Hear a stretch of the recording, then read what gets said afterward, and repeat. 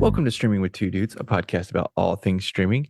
Each episode, we break down some of the best series, songs, movies, and shows. I'm one dude, Parker. I'm dude number 2, Jeff. And dudes, this month, our theme is Two Dudes on Two Dudes. And this episode, we're talking about Sierra Burgess is a loser. But first, Jeff, what else, if anything, have you been streaming this week? Well, actually, the wife and I got out of town for a couple days last weekend. And of course, first couple days, we were graced with Tropical Storm Nicole just dumping rain on us. So we took the opportunity just to sit back, watch movies, chill out. And one of the things we streamed was a new movie on Netflix called Falling for Christmas. I knew you were gonna. I knew, and I didn't know if you were gonna watch this, but as soon as I saw that on my Netflix feed, I was like, I know Jeff's gonna talk about this, or he's gonna want to watch this, or something. I was like, this is his jam. Go ahead. Sorry for interrupting. Proceed. Yeah, my wife and I, we are the epitome of Christmas junkies. So,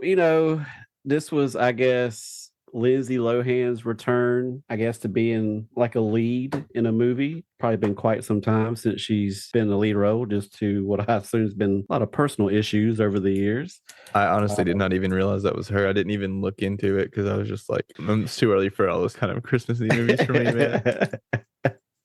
Well, that actually leads me to, before we get into what you're streaming, my hot topic of the week. And it's fitting because of, next week is Thanksgiving. And so starting all the Christmas stuff, decorations, the tree, the movies, the scents, everything before Thanksgiving.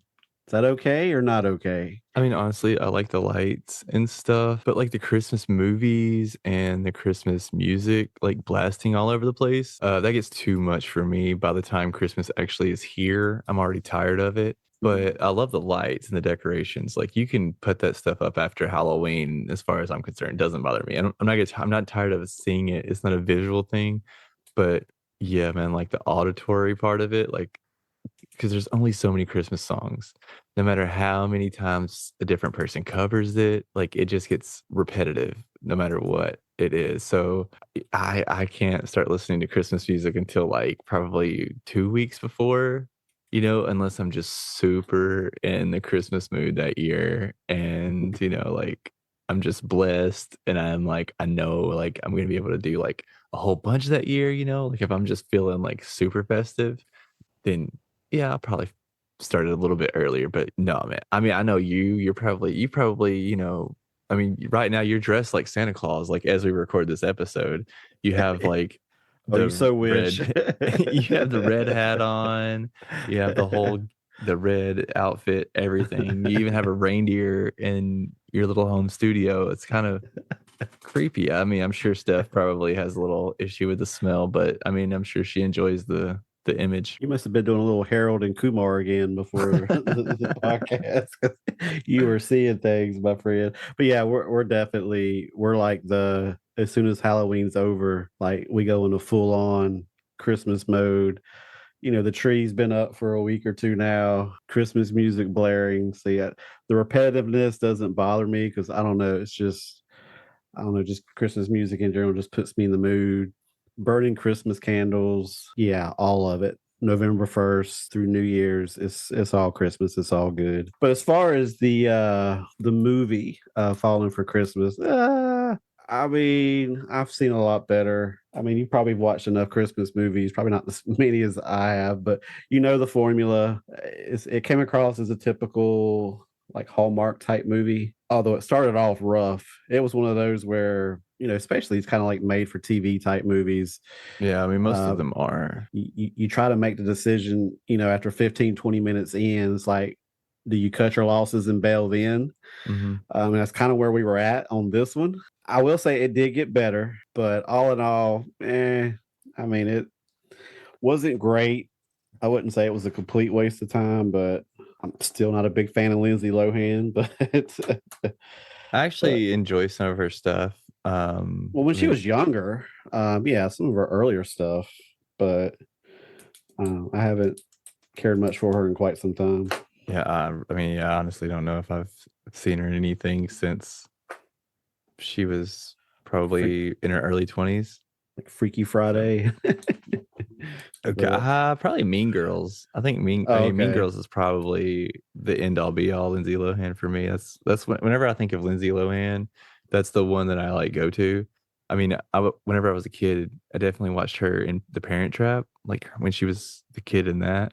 Yeah. And so that was when I was like introduced to her. And so I watched like, some of her movies like growing up. But then once she did Mean Girls, I think I pretty much kind of like pretty much the end of it for me after that. I mean, not saying I love Mean Girls. That wasn't like a thing. I'm saying like, and her performance in that was peak. That's probably what it was. It was probably like I saw her after that, and I was just like, oh, she'll never top Mean Girls, and then probably never paid her much attention, sadly. But So what about you? What you streaming lately? I've actually been pretty busy over the past, since we recorded our last one, but I am currently in the process of rewatching The Hunger Games, and I've watched the first two. Man, there's a lot more fun than I remember. I've watched the first one probably dozens of times, and then I think I've only watched the other three maybe once through. And for some reason, I just never remember the second one being that good, but man, I'm really excited to watch, like, the 3rd and 4th one, like, the part 1 and 2, uh, of the finale, because the second one, I'm like, "How do I not why do I not have as fond memories of this one?" Because it's just as much fun as the first one, in my opinion, so, yeah, Yeah, that's what I've actually, been streaming. the first one is probably in my top 10 list of my favorite movies of all time. Yeah. I love the first. That was another one where I went into it not knowing a whole lot about it. Actually, I think I took my mom. It was like, one of the local cheap theaters, Mhm. and we were just like blown away. I was just like, oh my gosh, that was just incredible. Just the story. I mean, just everything about it was just great. Yeah. Well, sometimes going into a movie blind is like the best way to go into a movie. And then sometimes it's kind of like this week where you don't know much about the movie and you go into it because it's your co-host recommendation. That's right. And then you're like, what the heck am I watching? At the very end. So speaking of that, let's get into this week's pick. Like I said, this week's pick was Jeff's pick. It's Sierra Burgess is a loser. It is a 2018 direct to Netflix romantic teen comedy drama. It stars Shannon Purser, who we know from as Barb from Stranger Things. It also stars Noah Centineo, Christine Frossith, who I thought I recognized, but I looked into her and I'm like, I don't really remember seeing anything else that she's in. So maybe she's just one of those Yes. actresses that looks like somebody else. I mean, she kind of puts off like that Margot Robbie, like Jamie Presley vibe, that whole. Yeah. And I know that there's like probably Same here four or five because like Samara Weaving kind of look to her, yeah. like, so maybe that's just what it is. Yeah, totally. Yeah, she was I'm like, I definitely know her. Why she looks so familiar? But just like you, I looked her up and I'm like, well, she's not really been anything that would have made me recognize her. But yeah, I don't know what it is. Yeah, and there's two people that I'm sure most people, especially people our age, are very familiar with. Leah Thompson and Alan Ruck are Sierra's parents, who phenomenal work in this. I did love them. I loved every second of them on the screen.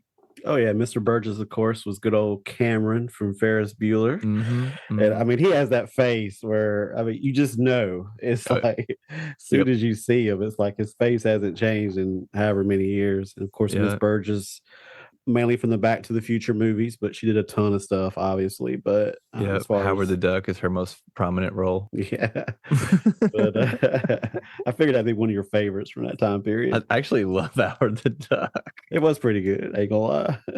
And actually, That's one of my true shames is I love Howard the Duck. the Shannon girl, which I didn't realize was also in Riverdale. Really? She played Ethel Muggs, so not like a major role, but she was in a few episodes. Okay. Okay. All right. I'm gonna hope that was the chair squeaking. Sorry. All right. So, do you have any crazy trivia about this movie before we get into it? Not really crazy trivia. I mean, it's basically a modern retelling of, I probably won't pronounce this right, but Cyrano de Bergerac. All right. It's basically a modern. We're not scholars here. We're just two Yeah, dudes. that's right.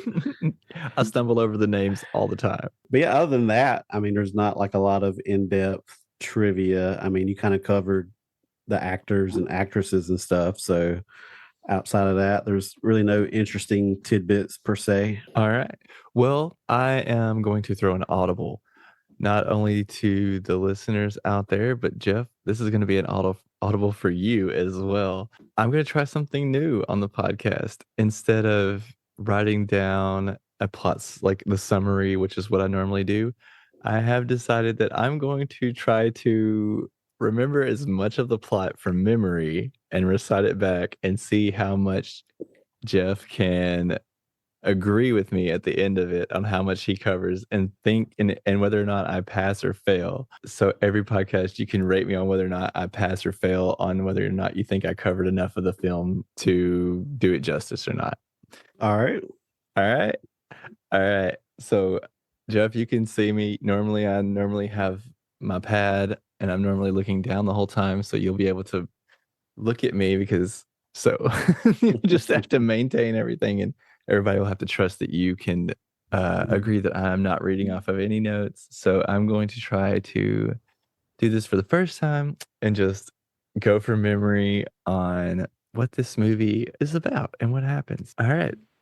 So we start off with Sierra Burgess. She is getting ready for school. She's taking a shower. She gets out, looks in a mirror, gives herself a little pep talk. She exits and goes into the her kitchen where her parents are waiting on her. She has really cool parents. They're super supportive. Her dad is this prolific writer. He's super well known, has a bunch of books. Her mom, played by Leah Thompson, she is. By the way, she looks amazing still, right? Yeah. Like she looks great for like she doesn't look like she. I mean, anyways, like the fact that she plays I don't even know how old she was supposed to be in Back to the Future when she plays the older version of herself, Mm, but it's gotta be close to this age, right? That she would possibly. be playing, and man, like, whew, she is a beautiful looking lady, as I will say. Anyways, she's like this what is she like did it ever actually say, like, she's like some kinda, like, self-help type person? But she's always they're both real supportive of their daughter. She's the only child. Sierra's kind of, like, this smart, real cerebral girl. She's focused on writing because that's what her dad does, but secretly she loves music and loves singing. She goes to school where she hangs out with her friend Dan, pretty much her only friend. She's not really necessarily picked on too much by everybody, but she's kind of just invisible. The only person that really picks on her is this girl named Veronica and her group of friends. Sierra, she needs some extra money for a car, so she posts up on the bulletin board that she's trying to do some tutoring. Veronica, she's the typical mean girl. She rips off all the numbers, and kind of rips her little flyer, like Sierra's flyer, in half, takes it with her. Later on, Veronica and her friends are, they're hanging out at this diner. This boy from a different school, he's out with his friends and he sees Veronica. He gets the nerve to like go over and talk to her. And Veronica, being the mean girl that she is, she gives this boy Jamie Sierra's number that she had from the flyer. So the boy starts texting Sierra. Sierra kind of knows that something's up, but she's texting him back anyways. Her friend Dan's like, "Hey, this is a bad idea. You need to tell him." But Sierra, she's just like not even like she's supposed to be practicing for band. She's not even doing that. She's just focused on the messages that they had the night before. She's like all about this dude, even though he has no idea who she is. He thinks that she's this other girl Sierra goes along with it. She keeps going along with it. She overhears in class one day that Veronica's boyfriend has dumped her, and Veronica, runs out into the halls crying. Sierra tells the teacher that she needs to go to the bathroom. She finds Veronica and basically says, "Hey, I'll help you get your dude if you help me with this dude." And they basically come to an agreement that kind of a typical teen comedy in this situation where the nerdy person helps out the popular person that's usually not good at, they're not good at the books and the other person's not good with the men or the ladies or whatever and or being popular whatever and they kind of do the exchange. I'll help you study, you help me be popular, blah blah blah. They agree to this. Sierra starts to help Veronica learn a little bit about philosophy because that's what her dude is interested in, and she's going over to Veronica's house and she kind of sees that Veronica doesn't really have the best living situation. She has this single mom who's basically raising Veronica and her two younger sisters who are twins. They are in pageants. I'm guess it kind of gives off the vibe that Veronica's mom is like this pageant mom type woman. She lives I think she probably was used to be in the pageants. Looks like she got out of it or got pregnant and kind of blames everything on the kids and Veronica for I guess her husband leaving. So she kind of just, lives through them. Sad situation. Sierra sees all this. Meanwhile, Veronica's also helping Sierra with Jamie. Jamie's falling more and more for Sierra slash Veronica. They even concoct a plan where they go out to meet and he's with Veronica the whole time. They make him cover her eyes and then he kisses Sierra instead of Jamie while he's thinking that while Jamie's thinking that he's kissing Veronica, he's kissing Sierra, which is so weird. It's just one of those times. I'm sorry. It's one of those times where I'm just like, I hate to be like that person because it's not, but I'm just like, if the roles were reversed and this was like a dude and these were two dudes playing this on a girl, it would be so creepy. And so I get like that scene right there was when I started being like, it's a little weird because this dude doesn't even really know what he's doing. I mean, luckily it was just a kiss really, and it really didn't go like, but still, it's pretty violating. Sierra gets her kiss. Then where are we at now? Okay. Then they go to a party. Veronica invites Sierra to a party because they've been getting, closer and they're becoming more like becoming actual friends. And at the party, Veronica's other friends, they're not really digging Veronica hanging out with Sierra because, they think Sierra's a loser, hence the title of the film. We get, Veronica actually standing up for Sierra a little bit here, saying that she's cool. Sierra's doing some keg stands. She gets pretty wasted. Veronica's ex comes back into the picture. They start making out. Sierra, she can't find Veronica. She goes home. She calls up Jamie. She's starting to feel a little guilty. She's drunk. She kind of lets it slip that she has a secret. It's pretty big. She doesn't really tell them what she did, but she doesn't know. The next morning, Sierra's parents, they're angry with her for being drunk. They kind of, they're arguing and yelling about it. And then the homecoming game happens. No, before the homecoming game happens. Before the homecoming game happens, Veronica's boyfriend that she had just hooked back up with broke up with her again. And she's upset. She goes to Sierra with all of this, and Sierra's there for and everything. And then at the homecoming game, which is coincidentally against Jamie's team, who he plays for, Veronica, sees him beforehand, and of course, he thinks that he's been talking to Veronica, so he goes up and he talks to her and gives her a kiss. Sierra sees this and she's not happy about it, and honestly, even Veronica's not even happy about it, which is ironic because of what they did to him. But you know, so Sierra sees all this during the game. She's angry, so she spreads the picture about Veronica being dumped, through text message. everybody, sees it. They put it on the billboard or on the scoreboard. Veronica's humiliated. Sierra's like, this is what you did. Jamie hears all this and everything comes out into the open. He's upset about it. Veronica's upset about it.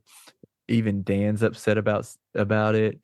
So Sierra's pretty much, at the hitting rock bottom here. She goes and she goes home. She's super upset. Her parents are like, "What's up?" And she pretty much goes off on them because they're like, like you're a genius, you're beautiful, and y'all expect me to be confident whenever you're like, y'all, this is what y'all gave me.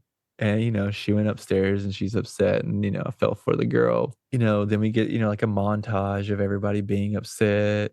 Then for the dance, the homecoming dance, we see first before the homecoming dance, Sierra and Dan, they kind of make up, but Dan's like, I'm not taking you to the homecoming dance anymore. You're on your own, like we're still not that cool, but I'll dance with you once. Then we see Veronica getting ready to go to homecoming, and before the homecoming dance, Sierra is sitting down eating dinner with her parents. They're kind of more cordial now. They're having a nice little dinner. They're a good family, so of course, they're back to normal. Sierra gets some text from a random number that she doesn't know, telling her to go to her window. She looks outside and it's Jamie, and she goes outside. He's like, "Hey, it's never what you look like. You're perfect for me."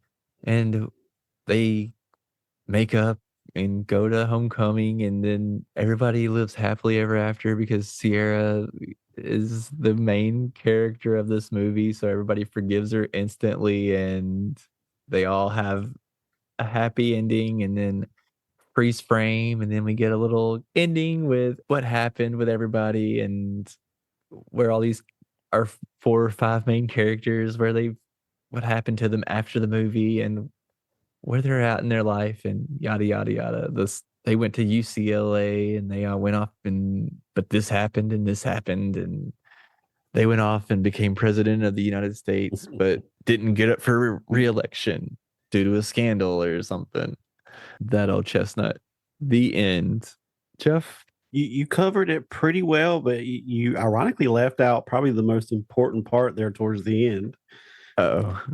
when she wrote the song. Oh, the song. I forgot about the Yeah, song. I mean Damn it. that was a part of her forgiveness tour. I mean, she did the song "Sunflower," which was part of her, I guess, was it literary Oh, class I even assignment? built up to it. I mentioned it at the beginning and I meant to. Yeah. All right. Uh, but but otherwise, you covered it pretty well. The other scene that I thought was one of the bigger scenes is when her and Dan, I guess, were doing some community service, mhm. and they actually run into Jamie. But of course, she's afraid that she'll recognize her voice, Yeah, so and she of pretends course, to be deaf. yeah, and it turns out his younger brother's deaf, so that Oh, kind of yeah. made it more awkward for her. But they kind of had that moment where they shake hands and they kind of share a little moment there. Yeah. But yeah, Sunflower. That was I actually did enjoy that song. It's a pretty good song. Yeah, I enjoyed it. Uh, it's pretty cute. All right. So do I at least pass on that one? Do you give me a passing grade? Do I get like what would you give me, like a C plus? Yeah, I'll give you a C plus. I like I said, Yes. it was probably a strong B plus, A minus material, but then you forgot the song, and that definitely kind of knocked you down a little bit. But you All st- right, you, st- you fair. still you still pass. All right. I mean, that's definitely my goal is to just pass. That's bare minimum at most. All right, cool. So, Jeff, I mean, what did you think about this movie? All right, so I'm probably going to show too many of my cards here on this podcast. I've shown a few over the months, but That's what this is all about. We want to see them true colors. dude, this movie's like right up my alley. I'm a sucker for the teen romantic comedy dramas. I really get into them. I'm a helpless romantic. I'll be very forgiving on things that could be wrong with the movie as long as you get me to like the characters. I love these type of stories. Obviously it's pretty predictable, but I actually really enjoyed it, and I really like Sierra's confidence. You see it right off the bat, Mhm. but then you see it falter, and it kind of makes me wonder: was she truly that confident? Or was it more of a facade where she just kept trying to convince herself she was confident? Or did her being suddenly in a situation where she was out of her element and she's now kind of in a relationship that kind of forced her to look at things differently? And did that kind of bring her confidence down? Yeah, and Um, I think that definitely had a lot to do with it. or is she just like everybody else? You have moments of confidence and moments of self-esteem issues. But most characters like hers in other movies, you see a lack of confidence right from the get-go. But I love that she come off as like really confident. She loves who she is. The way she stands up to Veronica, that bathroom scene Mhm. where she calls her, was it Frodo or something like that? And Yeah. She but corrects her to Quasimodo. yeah, but then you mentioned it, which I think was her issue, not so much being bullied, but feeling invisible. Because as soon as she showed that confidence in the bathroom scene, she comes out and these guys just like walk into her. It's like, oh, Yeah. sorry, I didn't see you, and her demeanor suddenly changes. So you kind of see both sides to her. You see the confidence, but then like you mentioned before, you kind of see that feeling invisible. Who Yeah. am I? Where do I fit in? Where do I belong? So it did kind of make me reminisce a little bit. But and this is probably more relevant to you since you're a few years behind me, but did you find the whole texting relationship relatable at all? Because I was already married before texting really became a thing. So Yeah, actually, yeah, that part did. I could see how, like, relationships can build over texting for sure. Absolutely. you had Even the way everything happened, like the catfishing thing, like that, all of this, the movie was plausible for the most part on how things could have occurred. Yes. do you In have fact any in fact, the one scene where they were doing the video chatting and they were, lip doing the syncing? the delay or whatever, Yeah, that part was the funniest part for me, just because of the way that they handled it and just the look on the actress's face that played Veronica. Like, yeah. she looked like she was trying not to laugh the whole time she was filming it, and so, like, I was just laughing the whole time I watched it, and I enjoyed that scene both times that I watched this movie, so it was great. So do you have any experience with a kind of a misidentity or catfishing situation? I definitely I wouldn't say I've necessarily been catfished, like, thinking that, like, showing up and it being somebody completely different, but I have had situations where I've seen pictures of someone that were definitely of them a lot younger. Mm, I wanna put a decent representation, for better or worse, of what people think of me. So, I relate to, like, a lot of the insecurities that she shows when it comes to things like that, but at the same time, I don't know, I can get into, like, a lot of the issues that I do have with this movie when we get to what I think of the movie, okay. but, yeah. Yeah, I guess for me, I've not had a personal like catfishing experience, but it did take me back to when Steph and I met because obviously it was a different time frame. It was before social media, before smartphones, before it was easy just to send pictures back and forth. But we did technically meet on the internet when it was kind of new and fresh. It was just like a brand new world out there, just opened up, just like another realm in sorts. So, we had to send pictures of each other through the mail. and, and that's kind of like, and I guess then you're just kind of real naive because it was so new. So you didn't even Yeah. consider the fact that, is this really a picture of them? We just trusted, which we talked a lot before, our relationship kind of evolved some. Now, she probably thought I catfished her because the picture I sent of myself was probably the only time in my life I've ever had anything that resembled a tan at all. Because, that summer, I mean, you know, wasn't dating anybody at the time, so I had a lot of free time. So, parents had a pool, so I was basically their pool boy. So I was just outside cleaning the pool, swimming, laying out pretty much every day. So it was like probably the best picture that ever existed of me. And then we didn't meet till, the fall, and that tan was long gone. And I mean, that's reasonable. That's well, yeah, I reasonable, mean, yeah. it wasn't planned by any means, but it just to me it was just kind of laughable because I just wondered what she thought. It's like, because like I said, didn't have smartphones. So, I mean, that picture of each other is all we had. Yeah. And but no, there was a number of things about the movie that just kind of makes you think back, that whole fitting in phase, which is so tough, especially middle school and into high school. That was something I was able to relate to because I was good at sports, but I was also really good in the classroom as well. And kind of like Jamie, I wasn't the typical jock though. It's like that wasn't really my environment. I love sports. I played it well, but I wasn't hanging around with other jocks, Yeah. outside of the games or anything. And I was also probably, to some people, probably considered a nerd because I did well in school. But so, I mean, I was just kind of stuck in the middle, not sure where exactly I fit in. But I mean, there is a lot of things I did like about the movie. Now, obviously, it had its issues, and I'm sure you'll get into a lot of that when it's your turn. But I thought it was really cool how you'd allude to it earlier when Sierra kind of gets a glimpse of Veronica's world. Mhm. Because so many times when there's a typical mean girl, you don't see behind behind the curtain per se, and we kind of see Veronica's world and Sierra's perspective on it. And I'm glad it played out like this because I was a little nervous if this movie even qualified for what we were doing this month as far as two dudes and kind of focusing on, a bond or a friendship or a relationship. And so they did bond, especially after that scene you were talking about with the video call Mhm. with Jamie. It seemed like from that point they really bonded and became really good friends. And what I was going for a friendship that wasn't typical, and obviously this one wasn't. Yeah. The popular head cheerleader and then the girl that's in the band, which I was really disappointed that Taylor Swift song "You Belong to Me" wasn't playing during the during the homecoming game because it was those last few minutes was basically that song being played out based on her lyrics. But I'm going to give major props to Veronica. The way she encouraged Sierra as far as pursuing singing, Mhm.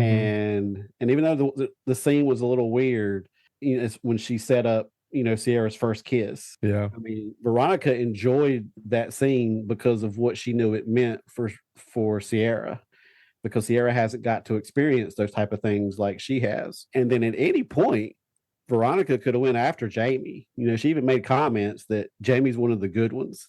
He's the kind of guy that I need to be going after. But she stayed away because of her friendship with Sierra had already evolved to that point to where she viewed her as someone extremely important in her life, and she didn't want to cross and she didn't want to go there.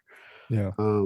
So I feel like she stuck up for Sierra, and then even towards the end, I felt like she forgave Sierra very easily. When you look at what Sierra did to her, must have been one heck of a song for her to give all the forgiveness that she got there at the end. But to me, it all came down for me personally between Sierra and Veronica. To me, that was the relationship I was really invested in. And but I'm super glad that the first relationship she repaired was with Dan, Yeah. because Dan was the OG. He's the friend from the beginning. He's the one that's always been there for her. So I'm glad that was the first relationship that she repaired. But then the next one was Veronica, and to me, that was far more important than whatever happened with Jamie. To, Yeah. to me, that part didn't even matter. To me, the focal point was between Sierra and Veronica, the unlikeliest of friendships to come out of the whole situation. But yeah, I really enjoyed it, and like I said, I'm kind of showing a lot of my cards there because this, for whatever it's worth, this is the type of movie that's kind of right up my alley. These are I love these a lot of these high school. I know they're towards the end. I was so expecting a scene. I'm sure you've seen it. I was expecting a scene to play out very similar to 10 Things I Hate About You, Mhm. where Julia Stiles' character there towards the end. You've seen the movie, right? Oh, yeah, where she does a Okay. 10 things poem, yeah. Yeah. So I was like, okay, she's supposed to read a poem. She just her world just came crashing down, and she gonna end up doing the exact same thing, although very similar. Obviously, she didn't read a poem, but did a song instead. But so a lot of similarities to there, and I love 10 Things I Hate About You. Yeah, that's a great movie. Obviously, better than this one. 10 times better. But I gotta say, I'm not sure whose turn it is to pick the number or Oh, the it's your turn. symbol. Yeah, it's your turn to you pick whatever the rating this is. All right, so out of five That's sunflowers, what I was gonna say. That's a good one. Okay, nice. roll on, go on with the chlorophyll. I'm going to give this one a very strong 3.5 Okay. out out of five. Like I said, I've said it before. If you can get me to like the characters, and Jamie, Veronica, Sierra, Dan, I love what all the characters brought. I mean, I thought the acting was pretty good.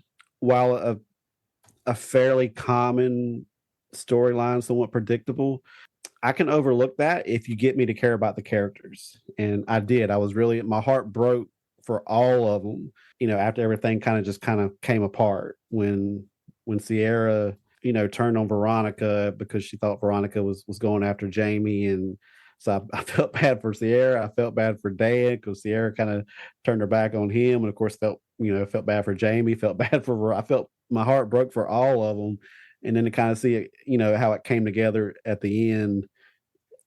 But I was very appreciative of the order that it went in. It didn't make the focal point her getting Jamie, and I was afraid that was where it was going to go. And although she does get Jamie, but it wasn't the priority. Her priority was her, first her long friendship with Dan, and then her new uh, friendship with Veronica. So, having said that, I'm now ready for you to destroy everything I just said. Okay. I will say, you softened me up a little bit going in. So it's probably a good thing on this one that you went first. Because what happens when I'm usually afraid of, I was gonna go into this movie. I'm gonna say the things that I like, I was still going to say that I still like them and I was going to give them credit. But I think the way that you talked about this movie made me see it a little bit differently and maybe soften up my personal view. Um, so having said that, I'm gonna say the things that I do like about the movie first. I do like Veronica. Veronica, her storyline is great, and like you said, she is a great friend. Even though she doesn't have the best friends in her group, she's still very supportive, and it's like she doesn't have to be told, she already has that in her, and I love that Sierra, helps her bring that out in herself. Uh, so their friendship is great, and, you know, f most of this movie, I was gonna come into this podcast and be like, "Jeff, I know you, and you just wanted a reason to watch a teen comedy, you've just been waiting on it, and you snuck this in here. This is at the bare minimum about 2 dudes in the slightest that's not romantic." And luckily, their friendship was very important to the story, and like you said, they did make up for it, and it was you got lucky. You got lucky on this one. I will say you got lucky because Like I said, I thought it I was barely gonna fit the theme. I was nervous Uh, going in because, like I said, I didn't know a lot about the movie. I just saw a little clip of the trailer, and I was even nervous, like the first half of the movie. But then once you saw their friendship materialize, I was like, all right, this is where I was hoping it was going to go. This was the unique friendship I was going for. yeah, you got lucky. I was about to put you on probation, but you got lucky.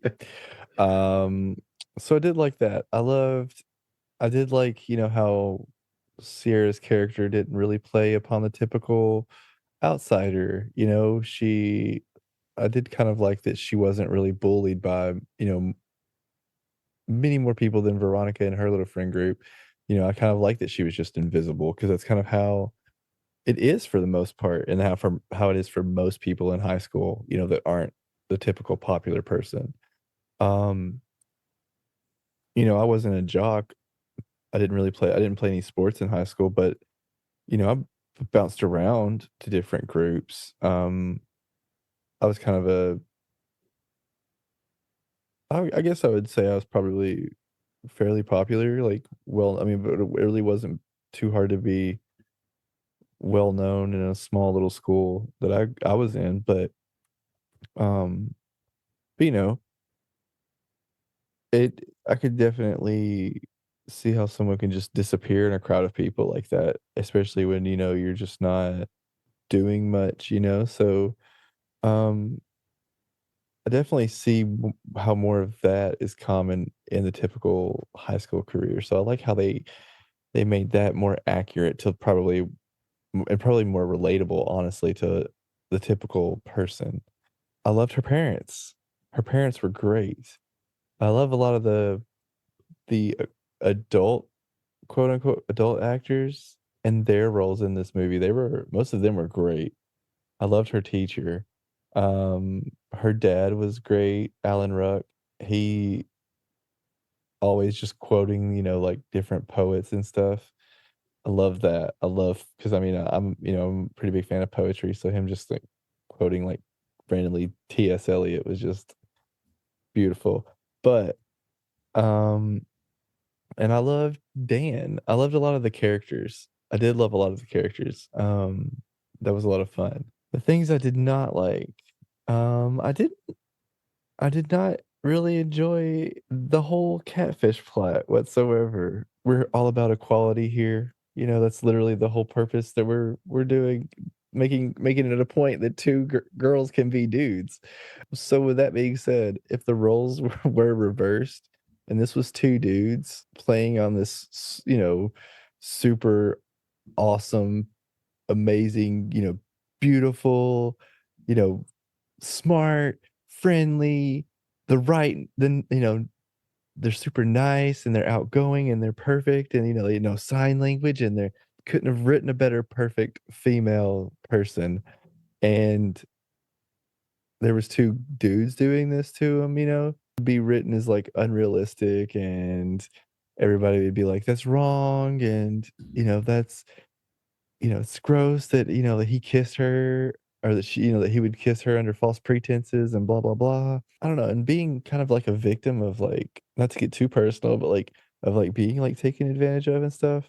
I don't know. That part just kind of felt weird to me. So I didn't really like that whole plot and how she still got Jamie in the end. And she didn't really, I don't know. I guess it kind of just put it out there like, that it's okay, you know, as long as it's okay if you catfish, because as long as you're yourself, eventually they'll be okay with who, who you've been pretending to be, because it's not realistic. I think it would be really hard to trust a person like that, and I don't know if you could really ever trust somebody after you find out that, I think it would take a lot, honestly, to trust somebody after that.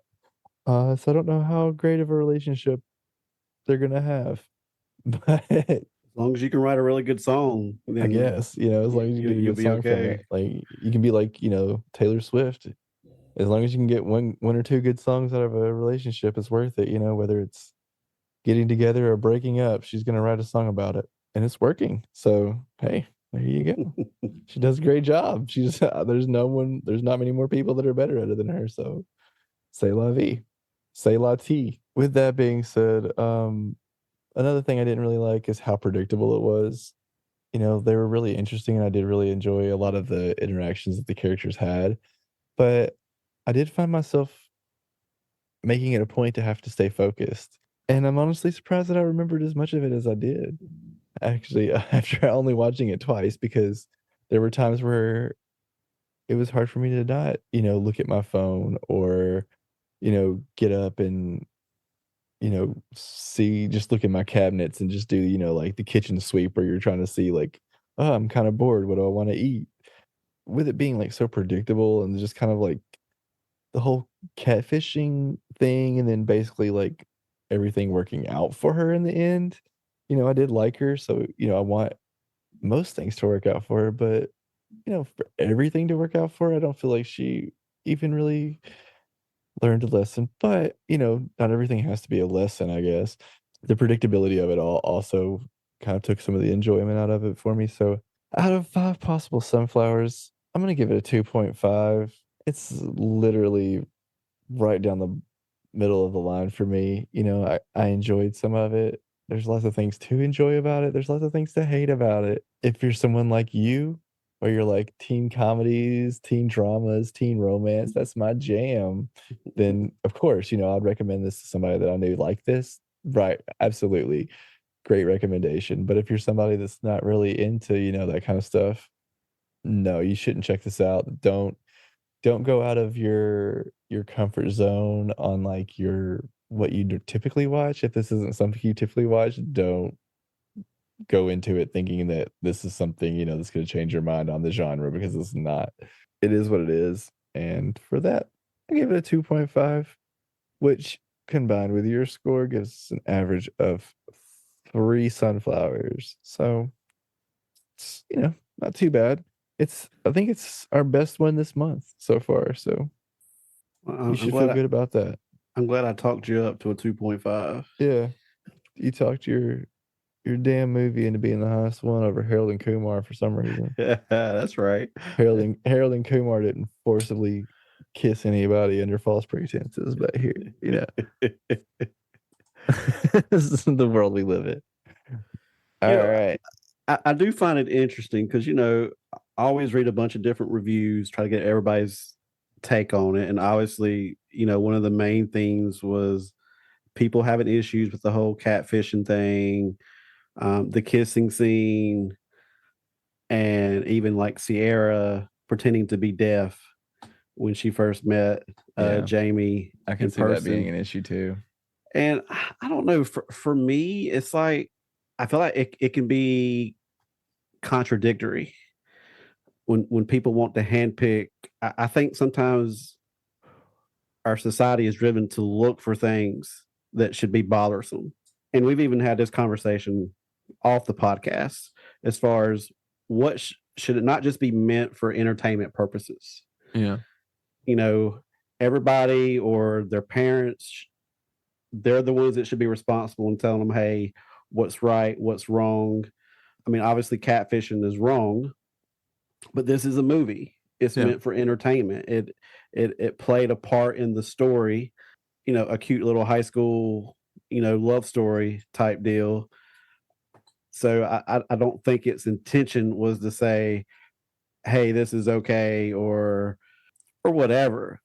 And but see, what I find interesting is people they'll lose their mind over the catfishing or the kissing scene. But yeah, you can handpick out a lot of other things, but those other things are deemed acceptable for whatever reason, whether it's the teen party and the drinking.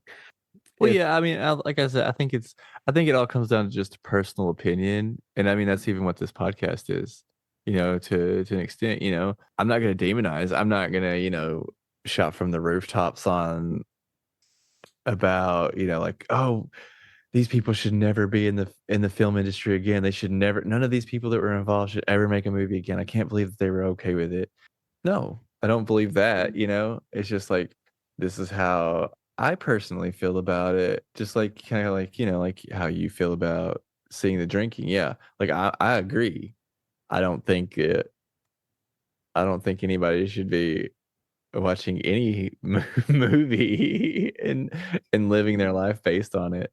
They're all for entertainment. That's solely what all of this is, including what you and I are even talking about, like, people hearing this, that's purely what this is. Like, even what we're talking about is just pure bullshit. It's just entertainment at the end of the day. So yeah, like I don't think anything should be anybody's gospel, when it comes to just stuff that's based for entertainment.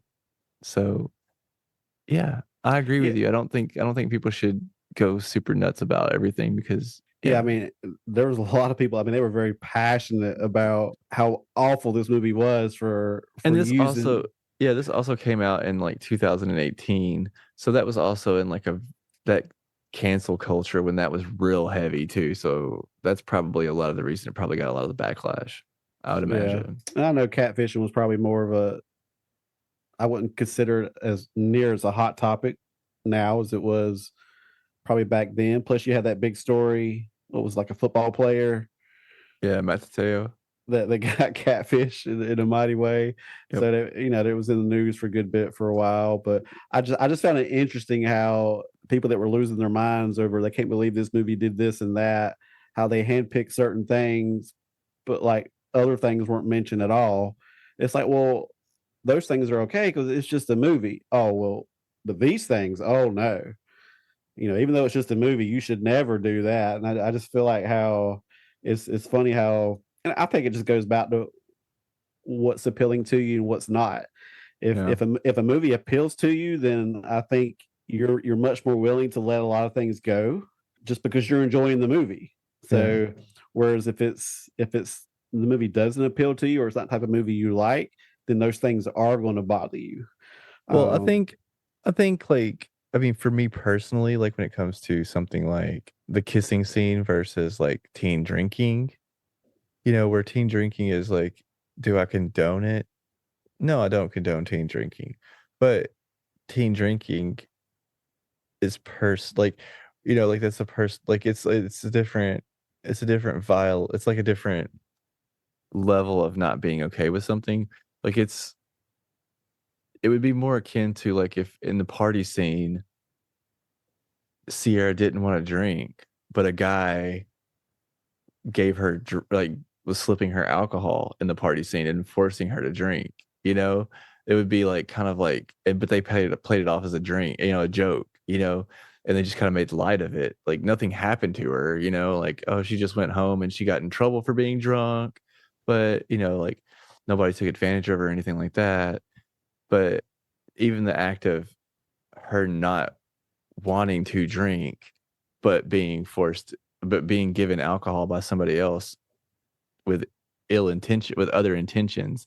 I think that's the whole point behind is like, it's not necessarily the act of it, it's the intention of it, and I think even the catfishing probably wouldn't have been such a bad thing had the kissing part. I think that's and honestly, like, I'm not even super sensitive about stuff like that, but I think the kissing part, it does feel a little gross looking at it from just, like, that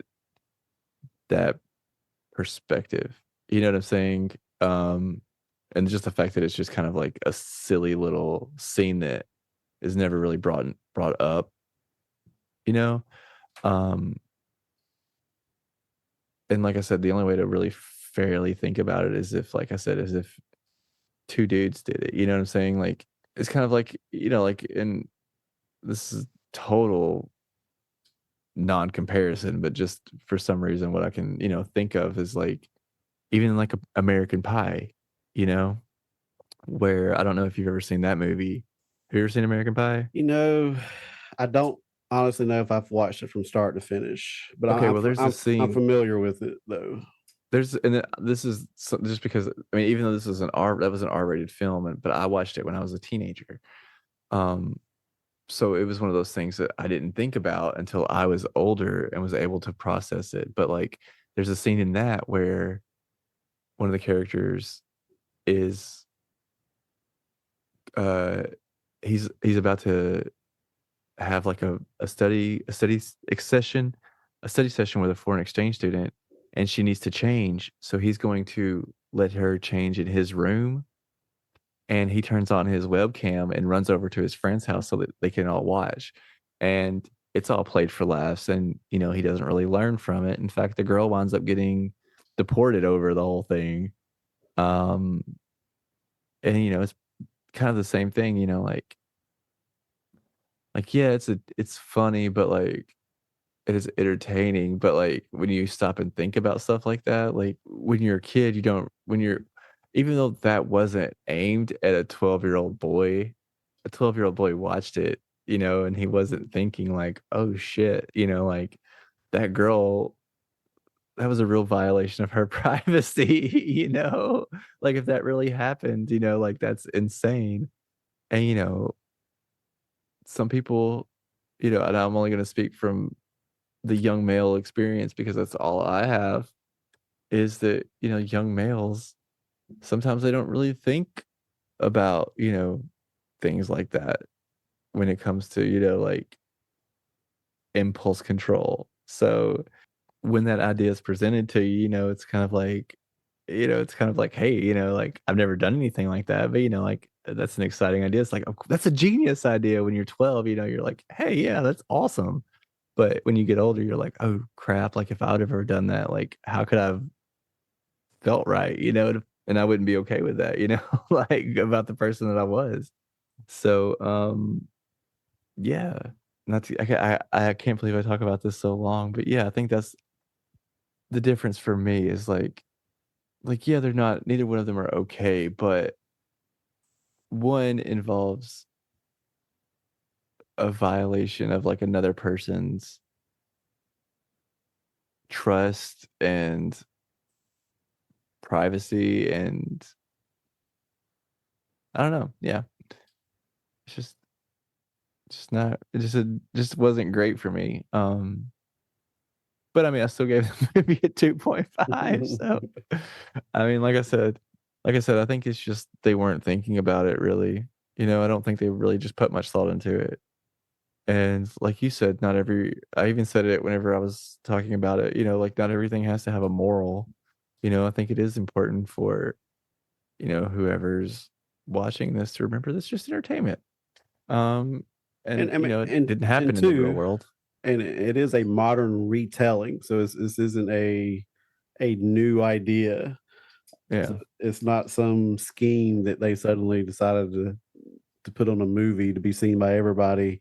Um, it's just as our society's gotten on or has moved on, just certain things don't fly as well anymore, yeah, and some for good reason.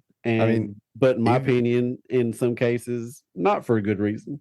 yeah, I mean, even the movie that we both love and we're praising, 10 Things I Hate About You has a lot of, you know, manipulation and stuff like that in it, you know, and that's a I mean, even though it's a retelling of Shakespeare's Taming of the Shrew, you know, like, it's all it's it's it's gonna happen, but, you know, it's still I think it's still important for us to just at least talk about it, you know, and then just be like, "Yeah, that's not okay. It's there, but, you know, just like with the teen drinking, you know, it's good to bring it up and be like, you know, like, why does every teen movie have to have a party scene in it, you know? Like, I do think that's a valid thing to bring up. I'm not saying it isn't, but, you know, I think it is important to at least talk about it and voice opinions on it, so Yeah, it'll be a debate to the end of time as far as always. entertainment. It's Literally why we're doing this. yeah,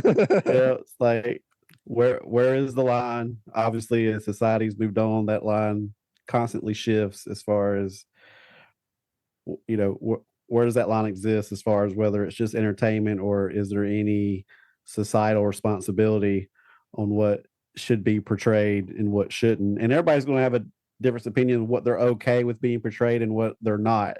That was the part I found interesting is the very people that are okay with a lot of other bad stuff lost their minds over the whole catfishing idea. Yeah, Um, whereas I was more like, it's a movie. I just found it entertaining. It was a cute love story. Um, you know, I'm going to trust that people know enough now to know that don't duplicate what Sierra tried to do because yeah. it's a movie. It's not going to play out that way in real life.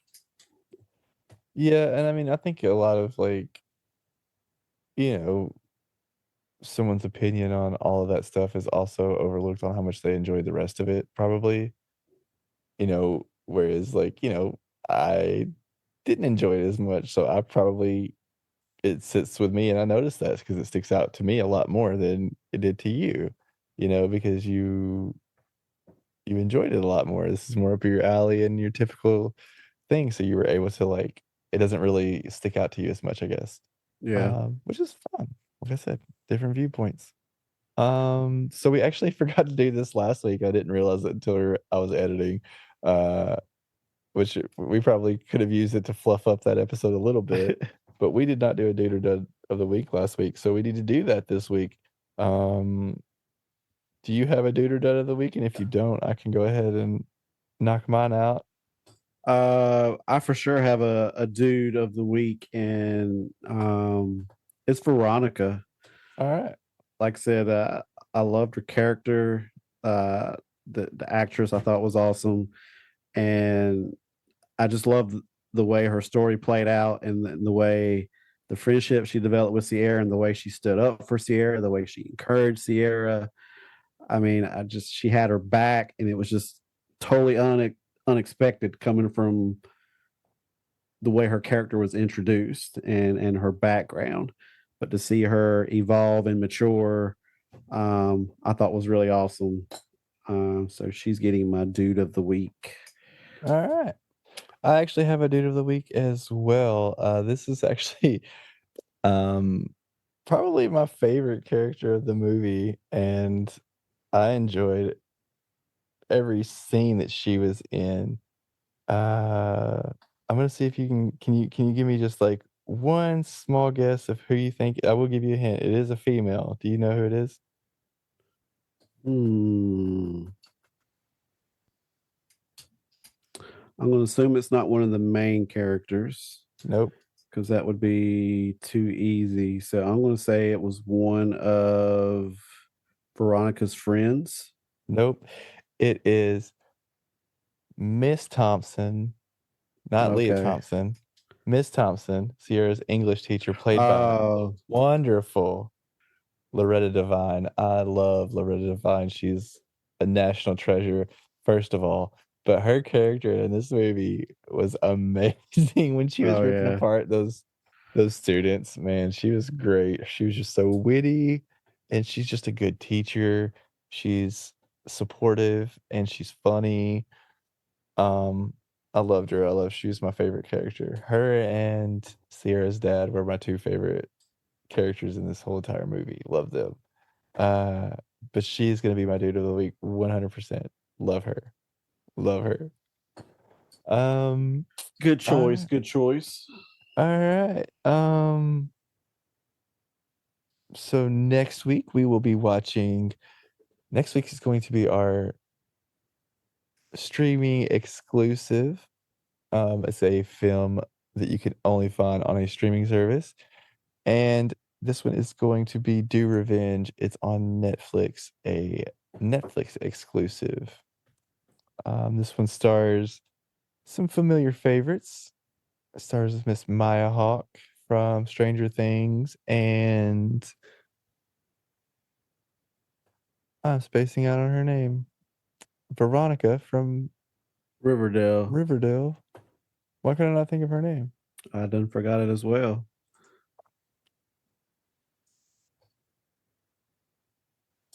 Ironically, Veronica was one of the main characters in this movie. Camila Also, Mendez.